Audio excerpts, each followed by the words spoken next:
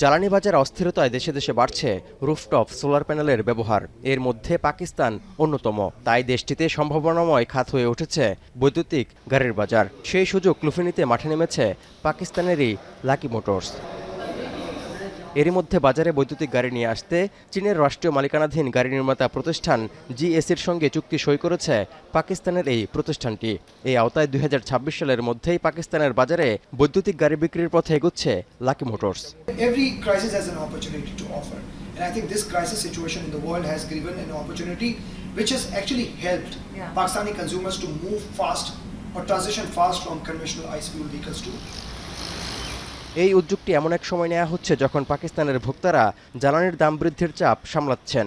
মার্কিন ইরান সংঘাতের জেরে হরমুজ প্রণালী দিয়ে তেল সরবরাহ বাধাগ্রস্ত হওয়ায় 4 বছর আগের তুলনায় পাকিস্তানে জ্বালানির দাম এখন দ্বিগুণ। এমন পরিস্থিতিতে লাকি মোটরস মনে করছে ভোক্তাদের মাঝে সৌরসহ নতুন শক্তিচালিত যানবাহনের চাহিদা বাড়ছে। because of solarization in Pakistan, our life has become a little easier, and I would say a lot of people who are buying these products, they have houses and they have solar on the rooftop, so it makes easy for them to charge overnight and then use the car during the day.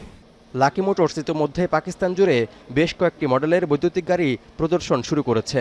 যদিও পাকিস্তানে আগে থেকেই আধিপত্য রয়েছে জাপানি এবং Korean ব্র্যান্ডগুলোর। এবার চীনের সঙ্গে মিলে নিজেদের বৈদ্যুতিক গাড়ির বাজার বাড়াতে উদ্যোগ নিল খোদ পাকিস্তানেরই গাড়ি নির্মাতা প্রতিষ্ঠানটি।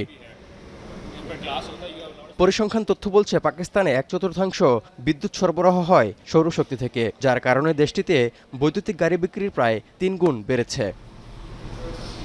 তৌহিদুর রহমান, এখন বিশ্ব।